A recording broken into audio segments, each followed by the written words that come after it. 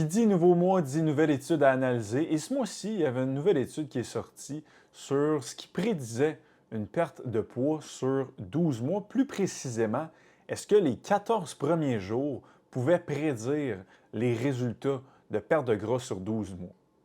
La conclusion est quand même cool, mais à mon humble avis, je ne crois pas que la conclusion, donc qu'est-ce qu'ils ont conclu de ça a été bien conclu et qu'on comprend bien les mécanismes derrière ce résultat-là. Donc, je me suis dit, je vais faire ça pour vous autres. Donc, je vais vous dire qu'est-ce que l'étude a dit, mais ça ne sera pas trop long. Ça va être beaucoup plus qu'est-ce qui fait en sorte qu'on arrive à ces résultats-là au niveau de l'étude.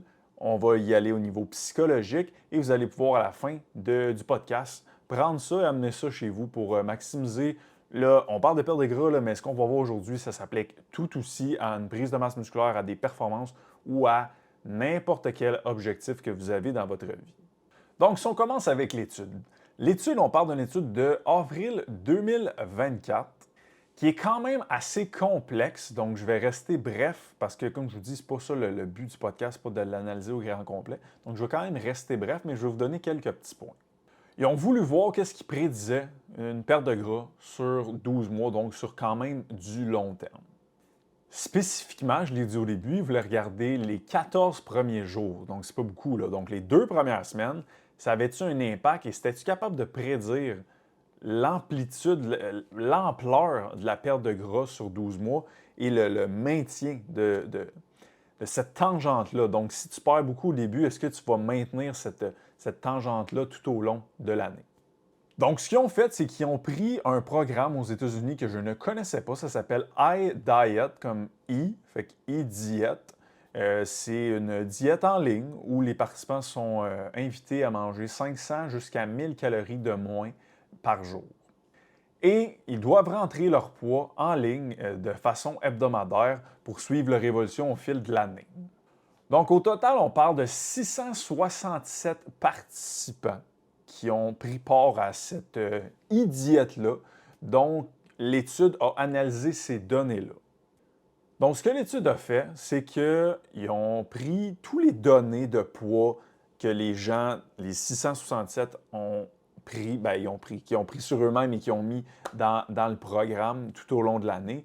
Et ils ont fait des calculs mathématiques que je ne vous dirai pas parce que je ne sais pas comment ils ont fait ça. C'est un algorithme puis toute une grosse affaire pour voir est-ce qu'il y avait une prédiction. Est-ce que ceux qui ont perdu beaucoup dans les 14 premiers jours ont maintenu plus longtemps? Ceux qui n'ont pas perdu beaucoup, qu'est-ce qui s'est passé? Ceux que ça s'est maintenu, qu'est-ce qui s'est passé? Donc, ils ont créé un gros algorithme pour pouvoir faire ces prédictions-là.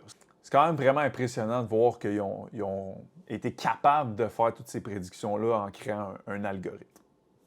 Donc, conclusion de l'étude, je vous l'ai dit que ça allait aller rapidement. Plus tu perdais dans les 14 premiers jours, plus tu allais perdre pendant ton 12 mois. Et tu allais justement continuer sur cette lancée-là. Mais moins tu perdais dans les 14 premiers jours, moins tu perdais durant l'année et justement tu maintenais cette pace-là où ce que tu perdais pas beaucoup. Donc, si tu veux finir ton 12 mois avec une bonne perte, ce qui est l'objectif quand tu fais une cote ou tu fais une perte de gras, bien si on regarde la conclusion, c'est que tes 14 premiers jours sont quand même hyper importants.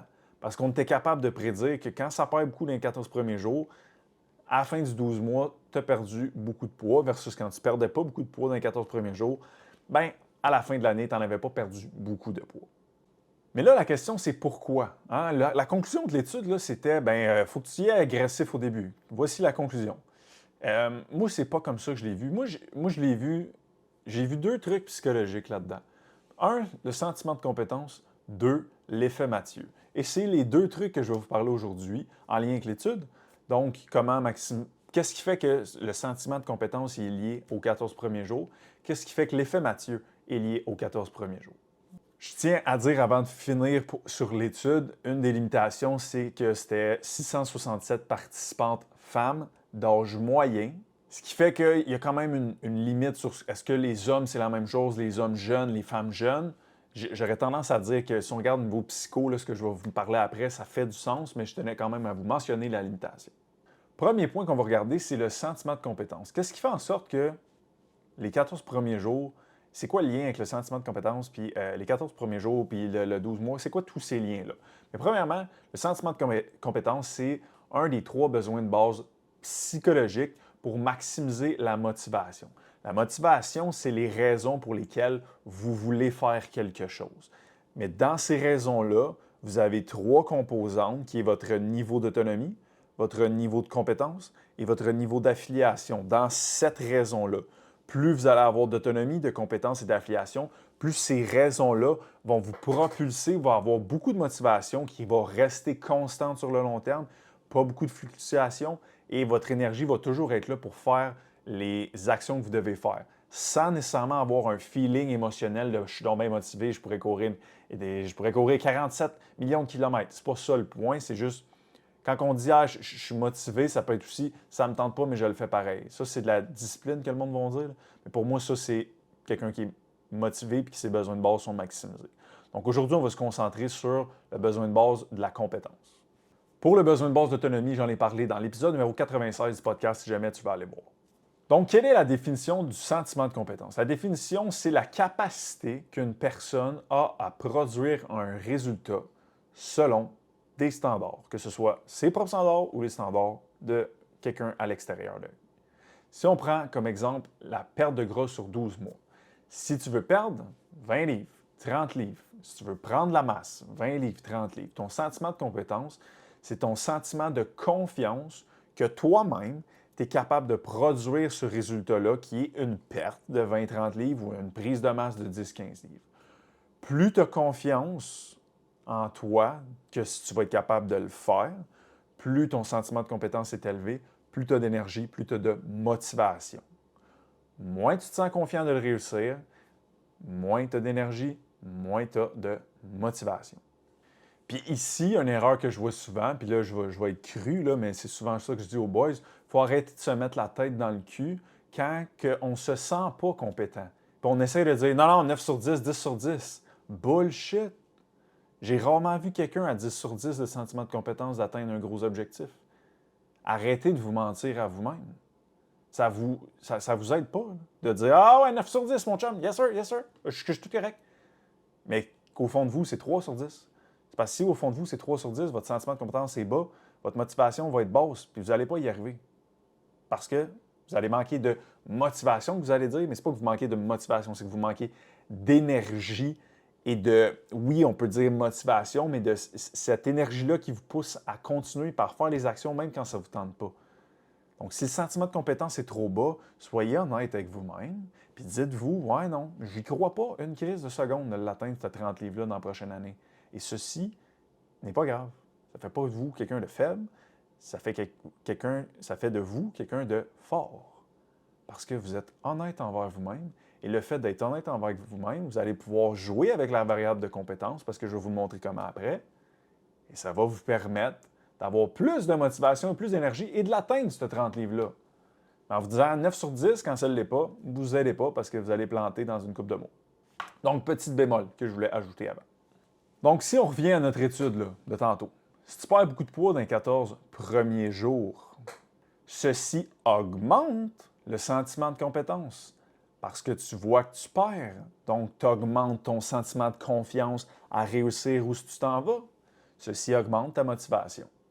À l'inverse, si tu ne perds pas de poids dans les premiers jours, bien dans les 2 premières semaines, ceci diminue le sentiment de compétence parce que tu n'as pas de preuves comme quoi tu es capable, tu n'as que des preuves d'échec parce que ça ne fonctionne pas. Donc, ça diminue le sentiment de compétence, donc ça diminue votre motivation. Donc, pour moi, c'est assez clair que ça, c'est en jeu dans les résultats de l'étude. Les gens qui ont perdu beaucoup au début ont eu une augmentation de leur sentiment de compétence, donc augmentation de la motivation, augmentation de l'énergie, et ils ont pu transférer ça tout au long de l'année pour arriver à la fin de l'année et avoir perdu beaucoup de poids. À l'inverse, pour moi, c'est très clair que quand tu commences, tu veux perdre 30 livres, puis les 2 premières semaines, ça ne bouge pas all. Là, ton sentiment de compétence diminue. Pour moi, c'est assez clair qu'il ne fait que diminuer de semaine en semaine, de mois en mois, et tu as de moins en moins de motivation, de moins en moins d'énergie, et tu finis par ne pas l'avoir atteint au bout de l'année, puis tu vas te dire « Ah, je ne suis pas discipliné. Hein? Ben non, c'est pas comme ça que ça marche.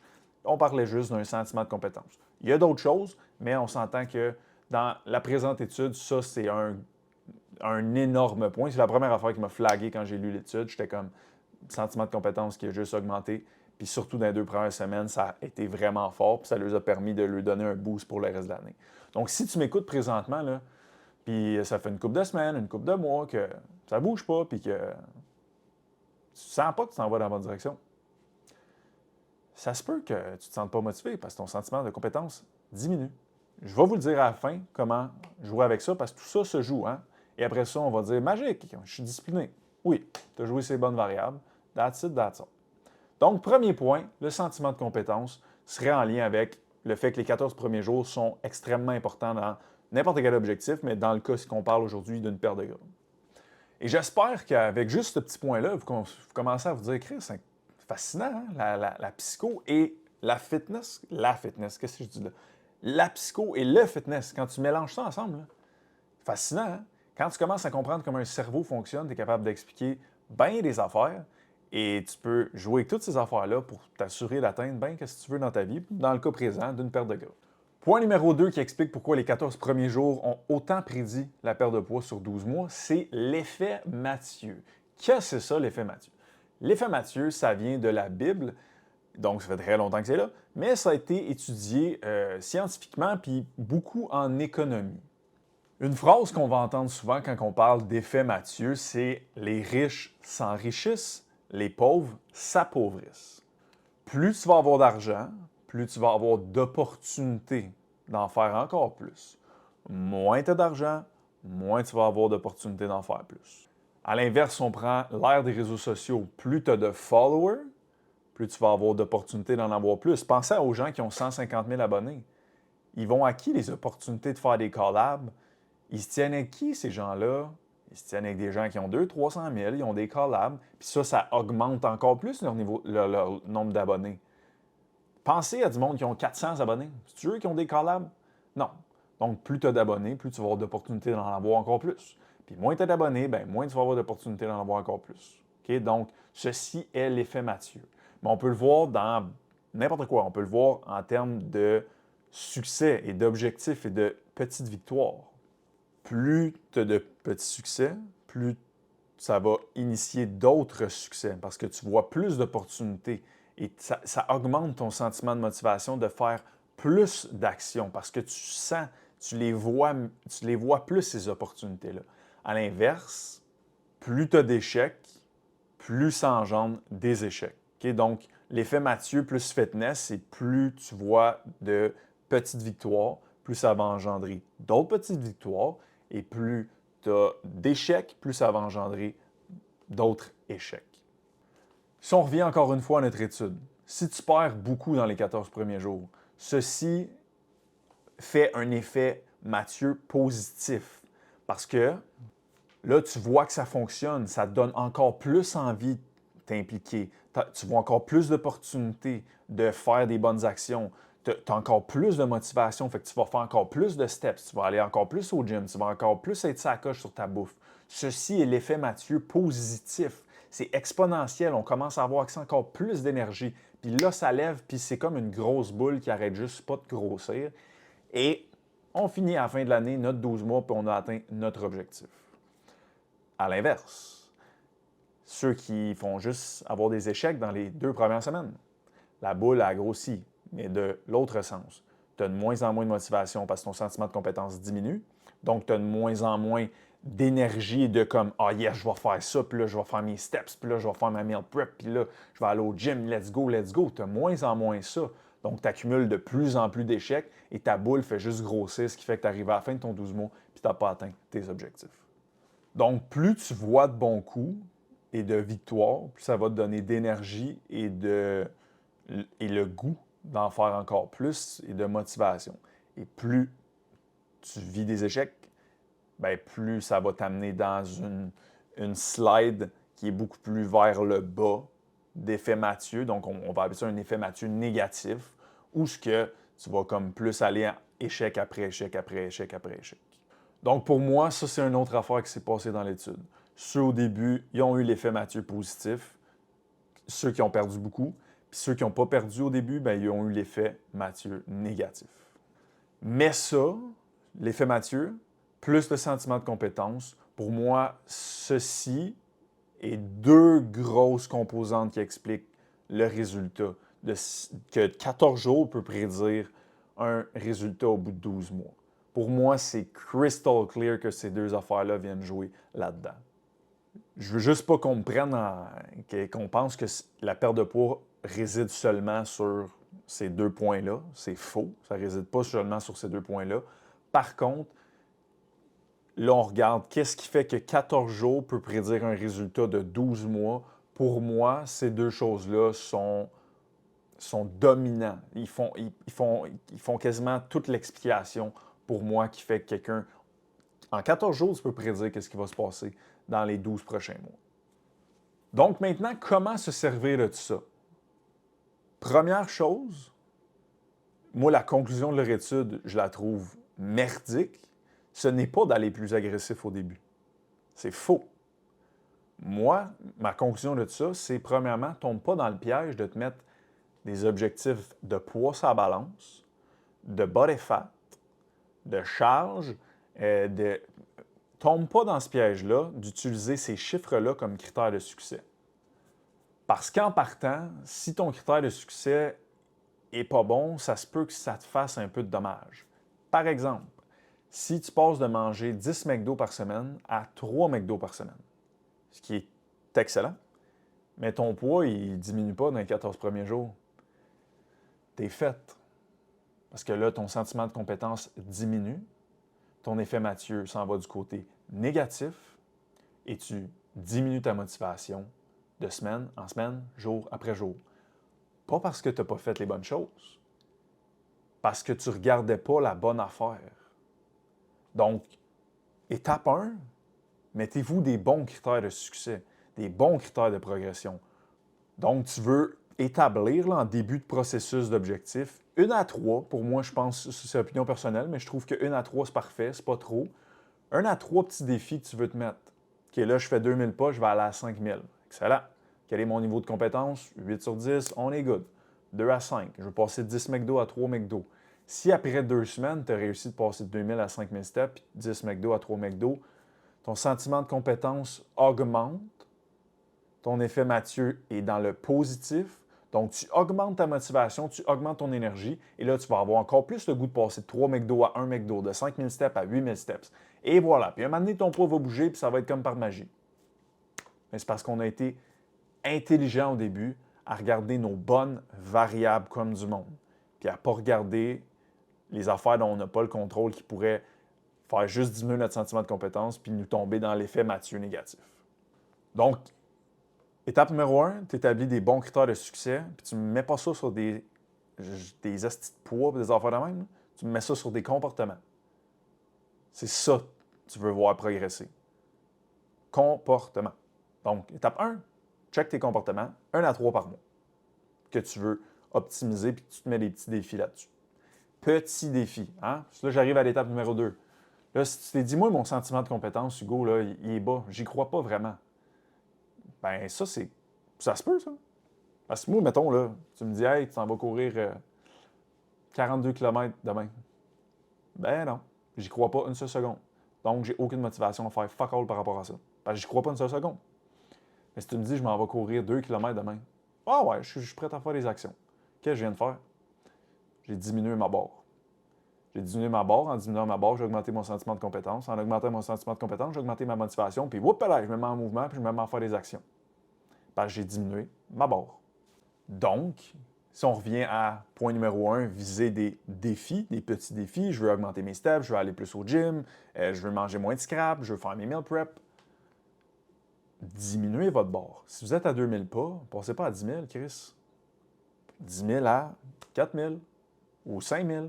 Puis quand vous mettez ce petit défi-là, demandez-vous, mon sentiment de confiance de produire ce résultat-là jour après jour, semaine après semaine, dans le prochain mois, il est à quoi? Si vous n'êtes pas à 8 sur 10, allez pas là.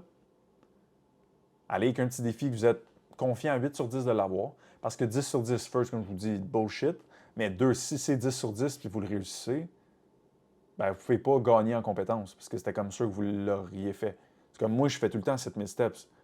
C'est comme si je me mets 7000 steps dans la prochaine semaine puis je l'ai, je ne gagne pas de sentiment de compétence fuck all, parce que je le fais tout le temps. Puis j'étais sûr de l'avoir, j'ai dit 10 sur 10. Donc, on veut un petit défi pour que quand vous l'avez, vous gagnez en compétences et ceci augmente votre motivation, ce que la plupart des gens veulent. Donc, on diminue notre barre, on s'assure que quand on se met des petits défis, on se met des petits targets, que la barre est assez haute, mais pas trop haute, pour que si tu l'as, tu gagnes un sentiment de compétence et ça augmente ton énergie.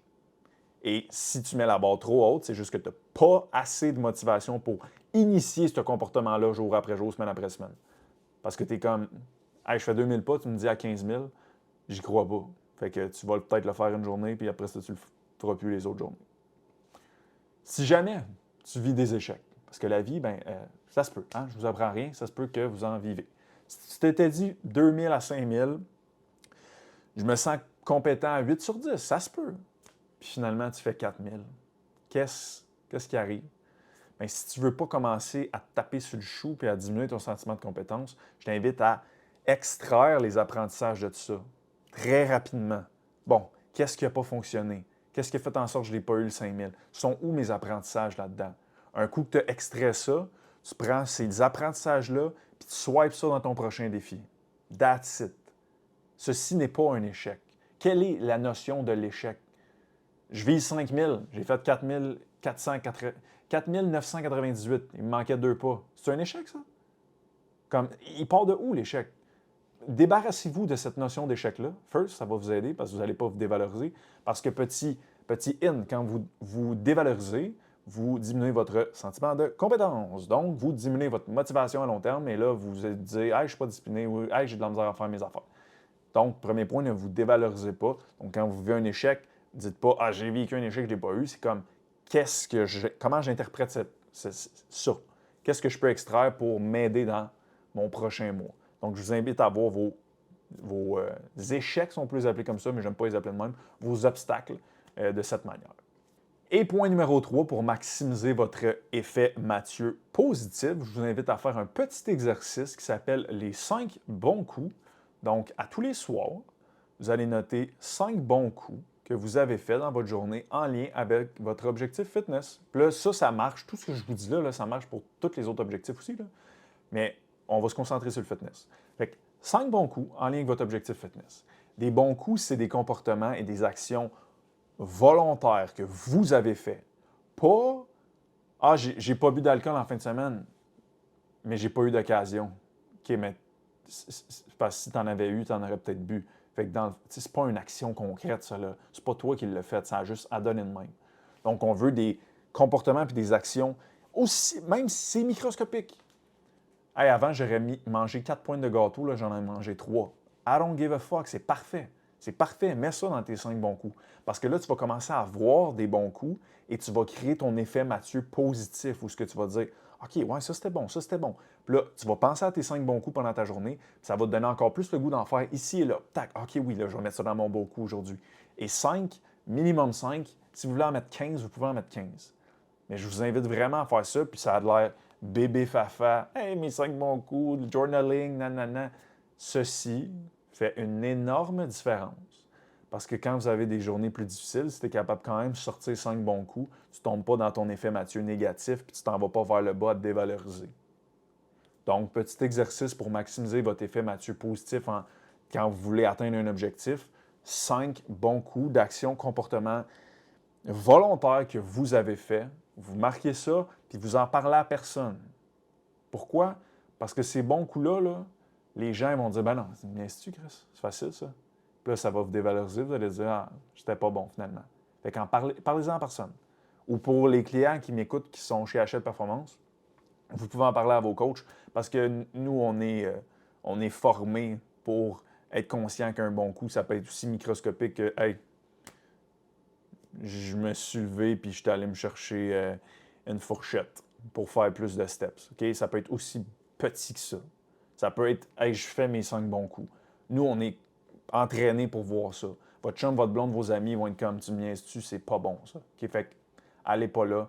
pour protéger votre effet Mathieu positif et protéger votre sentiment de compétence qui doit juste augmenter de jour après jour, semaine après semaine pour que vous ayez accès à encore plus d'énergie, plus de motivation pour vouloir prendre encore plus de gros défis. Et qui dit plus gros défis dit des meilleurs résultats. Puis tu veux juste que ça soit exponentiel dans le temps.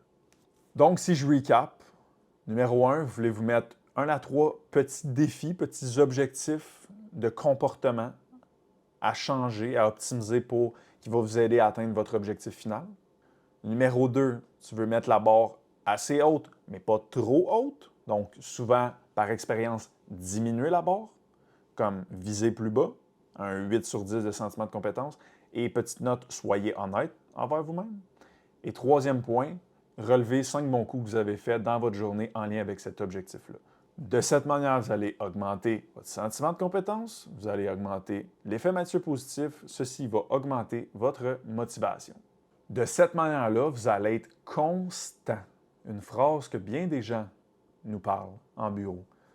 Ah, mais moi, mon problème, c'est la constance. Ce que vous venez d'entendre pendant, je ne sais pas ça fait combien de temps je tourne, là. Ceci crée de la constance. Donc, assurez-vous de protéger votre sentiment de compétence. Assurez-vous de protéger votre effet Mathieu positif. Donc, on diminue notre barre, on relève les bons coups, on fait ça day in, day out. Vous allez voir, à un moment donné, c'est exponentiel, puis là, vous voulez en prendre des plus grosses bouchées. Parce que diminuer la barre ne veut pas dire la diminuer à jamais. Ça veut dire que je la diminue pour me mettre en mouvement, gagner en sentiment de compétence, puis éventuellement, je vais avoir assez de motivation, pas assez d'énergie pour prendre cette bouchée-là. Puis, whoop-là, c'est exponentiel, puis on ne fait juste jamais arrêter d'avoir cette motivation-là. Puis on dit, hey, je suis rendu constant. En terminant, je voulais juste que vous n'oubliez pas qu'il n'y a pas juste ces deux facteurs-là qui influencent quelqu'un qui atteint ses objectifs. Ceci est juste certaines pointes de tarte de cette immense tarte qui est d'atteindre ses objectifs. Mais c'est quand même 2 points excessivement importants parce qu'ici, on parle de l'impact sur la motivation. Et pour ceux qui ont écouté le podcast épisode numéro 100, où on disait, hey, on s'en va dans une tangente plus psycho-fitness, donc les deux, je voulais juste vous dire que les 3 points qu'on vient de parler, nos check-ins sont rendus structurés comme ça. Donc, les petits pas s'en viennent. Nous autres aussi, on fait du mouvement. Nous autres aussi, on a nos propres objectifs à l'interne. Donc, on fait du mouvement là-dedans. Nos check-ins sont basés sur de la science, ne sont pas au hasard, mais ils sont basés pour qu'à tous les semaines, les clients, leur sentiment de compétence augmente. L'effet Mathieu positif fait qu'augmenter, notre boule fait qu'augmenter. Même si les semaines ne sont pas parfaites, le check-in est structuré pour que ces 2 choses-là que je viens de vous parler aujourd'hui, ça fait juste augmenter dans le temps pour que les clients aient encore plus de motivation. Et quand on dit plus de motivation, tu finis par faire les actions qui sont en lien avec tes objectifs, puis tu finis par atteindre tes objectifs. Donc, merci de m'avoir écouté encore une fois cette semaine. J'espère que ça vous a plu. Encore là, le lien psycho-fitness, moi, ça me passionne bien raide de faire le lien entre ça et le fitness. Fait que j'espère que ça vous a aidé. J'espère que c'était assez clair et que vous pouvez bien extraire les petits points de la fin pour mettre ça dans vos objectifs. Et encore une fois, si vous avez apprécié cet épisode psycho-fitness, je ne sais pas comment on va s'appeler, si on va continuer de s'appeler HL Performance. Je cherche un mot. Si vous avez des idées, si vous avez des idées, j'avais pas prévu ça. Si vous avez, moi j'ai fait une petite commotion il y a une semaine, fait que si jamais je dépasse pour ça, si vous avez des idées de non possibles d'HL Performance, éventuellement quand on va vraiment sortir le nouveau service au grand complet, ou je veux faire un clin d'œil à la psycho et le fitness. Donc nous, psy-fitness, je trouve ça assurément trop laid, donc on n'ira pas là. Mais si vous avez des idées de non, écrivez-moi ça. J'aimerais ça. Ça serait vraiment cool. Donc voilà, petite note. Si vous avez aimé l'épisode, encore une fois, petit 5 étoiles, Spotify, 5 étoiles, balado, et nous on se revoit la semaine prochaine. Bye!